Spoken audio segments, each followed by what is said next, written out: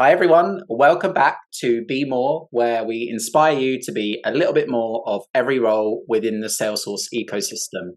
And today's an episode I've been looking forward to for a while. I don't know much about this area, but we are trying to inspire you to be more B2C commerce. And I'm delighted to be joined by Thomas today. And we're going to be diving into this subject a little bit more. So maybe, Thomas, you want to start by introducing yourself for our audience, please? Yeah, so hi, and thank you for having me. I'm Thomas. I am from Belgium. I have been active in B2C Commerce Cloud now for a bit more than 6 years. I am married. I have two wonderful children of 2 and 4 who keep me busy. Well, they're keeping me busy. Let's just let's just keep it at that. And besides, work, I'm also active working in a blog. I am active also in the theater. My wife likes to be on stage. I do not. So yeah, thanks again for joining us today. And certainly when I was kind of planning this session, I was thinking, we could share the love for commerce. Your name kind of came to mind straight away as kind of one of the few people I know, in particular, like in B2C commerce. So maybe just for the purposes of this session, pretend that your role is B2C commerce. So I guess primarily implementation consultant. What would you describe that role to be? Like, how would you introduce it to us? Yeah, so as a consulting partner for B2C Commerce Cloud, what you're mainly responsible for is going to a customer, understanding what they want to achieve with online and offline channels to sell product. I mean, B2C Commerce Cloud is mostly used in retail. So think about selling shoes, selling clothing, or maybe tickets to a venue. And you're going to go to a customer, understand their challenges, look at their current platform, and basically suggest a way of implementing that project on B2C Commerce Cloud, and helping them from step 1 to full implementation, going live, marketing that implementation, and then keeping that site up and running. Because one of the things, an implementation of a Commerce Cloud website is never done. I mean, e-commerce doesn't stand still. There's always new features happening. I think that's awesome. That definitely kind of helps me understand it a little bit more. Kind of leaning in a little bit on one of those points you made. How do you find yourself keeping up to date? Is that something you struggle with, or are there any kind of particular tools or resources that you would kind of point people to that kind of help you with that? Yeah, I mean, if we're going to look at B2C Commerce Cloud, it is not like the core platform. It's a completely different stack. Just like Marketing Cloud, it was an acquisition, and it runs completely on, behind the scenes, it's Java. But the front end and the back end, the way that we develop on B2C Commerce Cloud is JavaScript. So when you know it's JavaScript, it's also quite handy because it's also a language where you can do a lot of things: Node.js, React, Angular, etc. There's all kinds of libraries out there that really help you to keep up to date. And one of the biggest decisions 2 years ago by B2C Commerce Cloud is to choose the React stack for the front end, which means a public library, not Lightning Web Runtime, which is making it a bit harder for people to convert from core to B2C Commerce Cloud, but they chose to go with React. And that's also maybe a direction to help to keep up to date, is to just follow along with what Salesforce is doing. I mean, as an enterprise, I like to see that we're straggling a little behind. If you look at enterprise, they always wait for something to be stable and not the latest and greatest, but stable and also close to latest and greatest. And that also is a good direction. Like, there's huge changes every 5 years within B2C Commerce Cloud that basically force you to stay up to date. Well, every 5 years, the front end is refreshed because consumers, people that buy on the website, have different expectations. If you look at 10, 12 years ago, mobile was not as necessary as it was now. If you look at 2007, 2005, if you compare it to now, everybody's buying on mobile application, and you need to stay up to date with those challenges. And Salesforce has the responsibility to also be up to date with these selling channels, because if they don't, then they're going to lose to the competition. That basically forces us to go along and learn all of these new things. So basically just following what Salesforce is doing is one way. And of course, like I said, it's JavaScript. You can follow along the general Udemy courses, etc. There's a plethora of things available for JavaScript development, and not just Salesforce. Only thing is, Trailhead, not so much a handy tool as it is for core for learning. I'm thinking if there's one development trail on, Yeah, I they're not think maybe hands-on a though. few. They're not hands-on. There's nothing like super badges or Mm, points that you can score, mostly just explaining functionality. But for a developer, it's not going to be easy to use Trailhead. Now, on the Partner Learning Camp, if you're a consultancy or an ISV, get access to the Partner Learning Camp. There are some hands-on exercises that you can do to learn the platform. But I think that's about it. Everything besides that is generic JavaScript knowledge. yeah. Okay. I think that's great, and that certainly helps anybody in the audience trying to learn more. And kind of forgive my ignorance here, but as you've said, and it's probably going to come up again, like it's not on core, it's outside, uh, primarily. Does that mean it falls into the general Salesforce release cycle, or does it fall elsewhere in times of like spring, summer, winter? No, so it has completely different release cycles, even I think 3 different release cycles. So like I said, 2 years ago, they switched the front end to React. That's a headless setup, meaning that the front and the back are completely separate things, like separate servers. They basically talk to each other with APIs. Yeah. And the front end, where it's hosted on, has a release cycle because it needs to be updated architecturally and all of the stuff that make that thing up and running.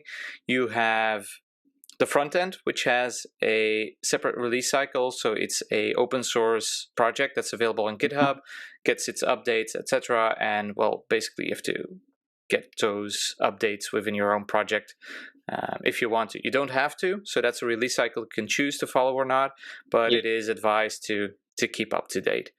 Then the second one is the APIs. So Yeah. you have your front end talking to your APIs that has a separate release cycle. I think a few times, even a month. If I look at the release notes, like there's every Right. week there's like a release note going on. And then the final one is the backend, which has a monthly release cycle from January to October. And the Mhm. reason for that is the holiday period, because a Yeah. lot of shoppers, you have like Black Friday, you have a lot of different holidays. Christmas is one of them. You have, well, from other religions, you also have the holidays exactly all happening at the same time, and they do not want to do big releases during that moment. And then in January, hopefully we get a big update saying, hey, this is all of the work that we've been doing for the past Mm. 3 months but have not been releasing. So we don't have something like summer releases, or well, what the core platform is doing. Yeah. Okay. All right. That's awesome. I can definitely relate to the kind of change freeze period. I've worked with a couple of customers in retail, and for one of them in particular, yeah, we did the same thing. I mean, yeah, it was on core, same principle. We froze all changes from the end of September, I think, until January because of Black Friday and Christmas and other seasonal holidays and religious festivals and things. It's a busy time of year, and you don't want like your business critical system being updated and perhaps Yeah. having some downtime. Like that's a nightmare, you know. So in terms of a project, and say this is an implementation or an ongoing support project, what type of role do you usually play, and how does that interact with other roles?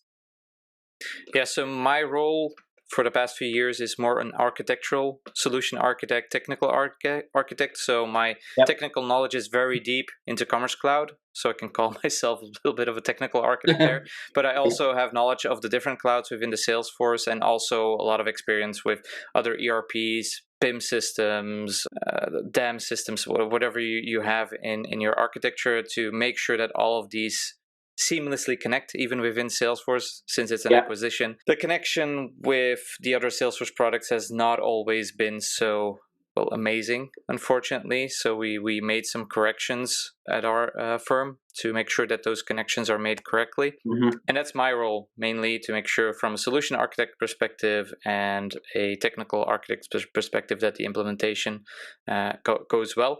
Though I am not myself on the project, I support all of the different projects from a high level perspective. Like all of the architects, they can come to me for questions because of my knowledge over the past 12 years that I've been doing e-commerce. I can basically come in to help them out.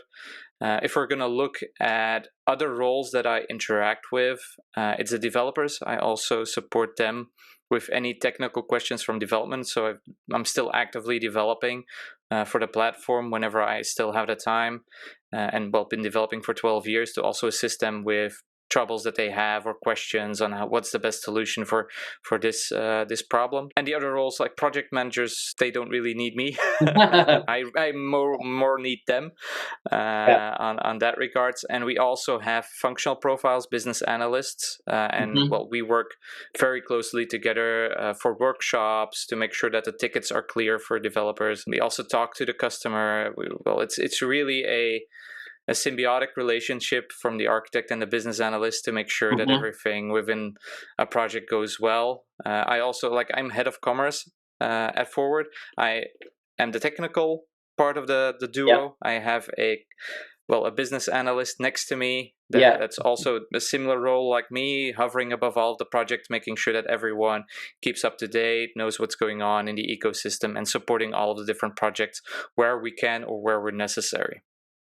So also when someone does their first project, their first workshop, probably me and my buddy Jan are hovering over that project, helping them do their work, prepare for their first workshop, say, these are the questions you're going to be asking, and make sure that you get your answers here. Maybe we're even joining in those workshops and assisting them, seeing that they're asking the right questions, and subtly nudging them if they forget a question through Slack, saying, hey, you forgot to ask this question, to make sure that during that initial analysis phase that they get all of the information necessary to come to a good conclusion, that they can come up with a plan and bring that project to a success. So we like to work in Agile, but it's more like a combination of waterfall and Agile, because most retail customers want a budget and a clear timeline beforehand. We call it controlled Agile, where we do the analysis beforehand. We give a clear timeline, which can shift, of course, when we're starting and we see a sprint is not being made. We're shifting, and we keep people up to date. Hey, the deadline is shifted 2 weeks because, this sprint wasn't made, etc. So that's also important. I think that all projects within Salesforce are somewhere in that range of agility and probably waterfall, and everyone has their way of doing things, but I think most projects on that particular area are similar. What might be different compared to how other companies do it is that we include a lot of people in the pre-sales and also the initial workshops. Like the business analyst will be there from the start, the architect will be there from the start, project manager will be there from the start, and we will be inviting people that handle ISIO, all of the integrations. We will put them all together in one room, because for me the analysis phase is the most important phase of everything. If you don't do that correctly, then the entire project is not gonna end up well. It's similar to core in that regards. I mean, you need to capture all of the different things. The only biggest difference is that you need to think of not the administrative side of things, but more what is the customer going to be doing, because this is basically an Experience Cloud project. Which is 90% of what you will be doing is the front end, and the back end is already there. We're not going to do a lot of stuff in the administrative console. It's all going to be in the front end. So that's a very big difference compared to core. I think that's super helpful, and I can start to see the parallels between this and the Salesforce product. Like the bread and butter of a Salesforce project, if it's going to go well, is the user stories. It's super important to have those user stories, and to also, I guess, give the BA the kind of technical support to ask the right questions or the right follow-up questions as well, because there's a certain way of doing it, right? And you might need to kind of dig into something a little bit more to find out kind of why the customer wants to do it a different way, and try to figure out maybe this isn't going to work as well or whatever. So definitely relate to that. So you're doing B2C commerce all of the time as a solution architect. Do you kind of dip into core as well, or is it primarily commerce? No, so I started primarily in commerce. I think the first 2 years I only worked on B2C Commerce Cloud. That's when our first customers started asking for other Salesforce products, like, hey, we need a new service solution and marketing solution. And that's when I chose one of the two, because you cannot do too much at the same time. So Yeah. someone else went for the marketing bit, but I went for the CRM part of things because I also have a Java background. I could easily find myself in Apex at the time. Mhm. And that's where we did our first, full implementation with CRM, learning on the on the job basically. But I found my way pretty quickly on that regard. So I found it very interesting to get to learn the ecosystem, see what was available, and also how that could help the customer. Basically, what's available, what features are there, how can we combine Commerce Cloud and the CRM and Marketing Cloud to get all of those different journeys to fit together. And I've been doing that ever since. Like MuleSoft, we have a sister company that focuses on that. Gives me a bit of insights on what's going on over there. So I'm pretty also order management, which has come into the picture 2 years ago, and B2B commerce. I have a class on B2B commerce with Trailhead Academy to see what's going on over there. Not that I'm planning to do myself a lot of things in B2B, but just to see what can it do, what can't it do. I don't know if there's anything else you want to add on this, but tips, advice for people that are looking to start out in a role focused around B2C commerce. Any thoughts on that? I think the most important thing with B2C Commerce Cloud is that it's not easy to get started if you're not part of a partner or a customer that already has B2C. There's no way to spin up a sandbox just with the snap of a finger like you can do with Core. And that makes it really hard for people to get into this, and also new partners inside of the ecosystem because they have to send people to the official trainings. So if you want to get started in B2C, you're gonna have to, if you're looking at it from our company's perspective, we are hiring directly from school benches or hiring experienced people because it's not easy to convert people to B2C Commerce Cloud because it's a completely different stack. Apex does not exist. Mm-hmm. The Lightning Web Runtime does not apply in B2C Commerce Cloud. It's all different things. So people need to start learning from the basics. If you have troubles with that I talked about React, so that's the new front end.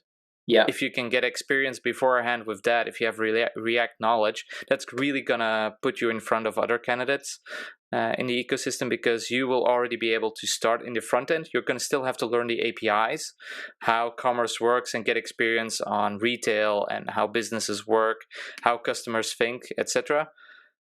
And that's also, if you have experience in that, you've been on the retail side or you haven't had another role, you were on the customer side, you've been working for a retailer as a webmaster or a business analyst for many years. That's also a way that we would hire people because we know, okay, they have the industry knowledge, they have they know how a retail company works from A to Z. Okay, they don't know Commerce Cloud, but they've worked with other commerce platforms. That's also very valid knowledge to have. And that makes it also easier to learn Commerce Cloud. It's just another way of working, but the principle remains the same. You still want to service customers, etc. So there's two ways in that regards to get into the ecosystem. That's via a customer and, using a platform. Yeah. And the other way is through a partner. And unfortunately, there's no, I'm going to go at this alone, spin up a sandbox, and just do things. That does not work with B2C Commerce Cloud, unfortunately. Kind of on the same vein, really, but if you were to start out in your role again, is there anything you would do differently? I would stop looking at other people's achievements and go my own way, but I wouldn't change a lot of things. If you're going to look at the road I've gone through, I'm actually quite happy how everything went. And the decisions I've made. I'm someone who goes with the flow, like I'm just gonna let stuff happen, and that has worked pretty well for me. You're saying this with a golden hoodie just casually in the background, it's worked out a so little bit well. It tells me I've been doing something right. The only thing I would tell maybe 12-year younger me is value networking a bit sooner than 5 years ago. That's something like when I was 22, 23, I thought events, getting to know other people, why spend my time on that. And that's where the important lesson is: you can't know everything, and sometimes it's nice to have someone to lean on the knowledge that they have available. And that's something within the Salesforce ecosystem that I have not seen like I did in the Intershop or the platforms I've done before, is that there's actually people available to that you can ask questions to, which I did not think possible in the other ecosystems. Like, you're on your own or your colleagues, and that was it. So that's something pretty amazing on the Salesforce ecosystem in that regards. But yeah, might have been because I didn't know how Salesforce worked before, because I was working for other platforms, that was one of the reasons. But again, networking has been instrumental to in the last few years. So if you were to look back and kind of summarize skills attributes it takes to be in a B2C commerce role, are there any kind of top 5 that you would give? I'd say the first one is get stuff done. I'm not going to use another word. That's one of the biggest skills I think people should have, is like, if you're stuck, just keep working on it, ask for help, but don't just give up. Keep going. You're gonna climb over that wall, and I think that's a very important thing to have. The second one is, well, be open to other people. Like, don't hide yourself. If you're like, maybe a little connected to first, if you're having troubles, speak up. Don't be ashamed of that you're stuck, or that something is taking longer than it should. A lot of starters seem to have that issue, like they don't want to say that they're stuck, and then after 5 days say, well, I haven't made any progress at all. Just say something. I think that's a very important skill, is to be very self-aware and also know that people are there to help you.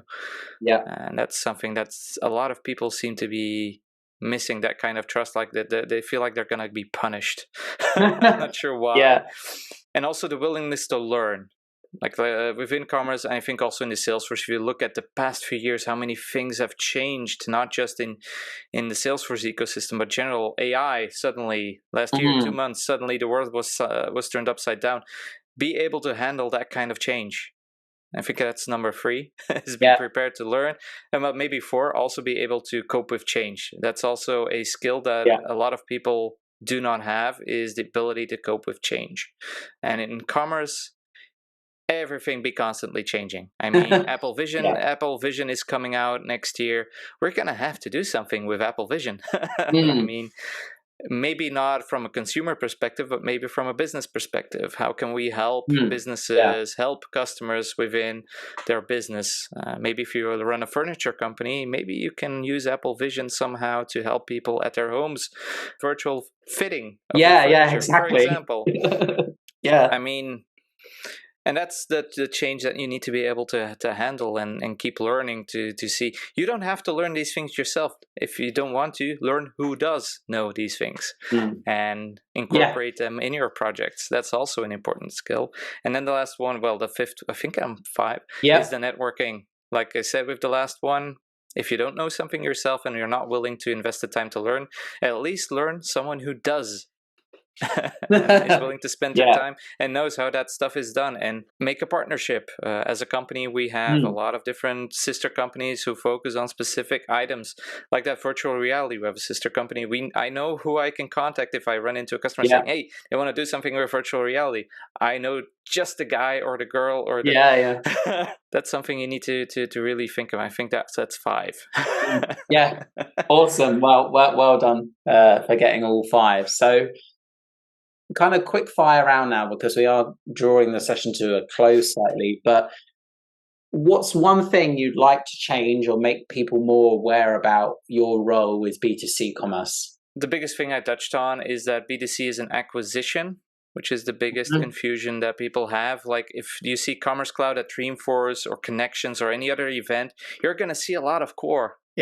And that confuses a lot of people, like saying, I can spin up a B2C, but actually you're spinning up something else entirely. So that's the biggest thing, is not to get confused by the public marketing messaging by Salesforce if you're really looking for B2C. And if you want to learn a lot about B2C, I think the most important, there's an unofficial Slack community that has about 10,000 members. Now about 2,000 of them are very active, that are willing to help you get all of your questions answered. Official FCC community. Okay, awesome. Perfect. So kind of wrapping up a little bit, but how can people connect with you and your content, I guess, outside of the many Salesforce events that you speak at? Yeah, so I'm on Twitter. I have a LinkedIn, which I actively answer messages on too. And like I mentioned, the unofficial Slack community, I'm an admin there. I'm a Slack message away. I'm not sure if there can be links in the show notes or whatever you have to that Slack community. And I am there I'm not going to promise that I'm going to answer within 5 minutes of the questions, but any questions that you may have, I am there. There's 1,000 other people willing to help. Also for B2B commerce, we've just opened up the community for anyone having questions for B2B order management and D2C, so direct to consumer, to use a lot of acronyms, which is another variant of B2C. We've opened that up so that we are inclusive of all of the Commerce Cloud products that Salesforce has to offer, which is growing rapidly. Thanks again for your time today. And hopefully when this session goes out, we'll inspire the audience to be a little bit more B2C commerce. So thanks again for your time. Thanks for tuning in to Be More with Tom Bassett. Don't forget to like, subscribe, and leave any feedback in the comments.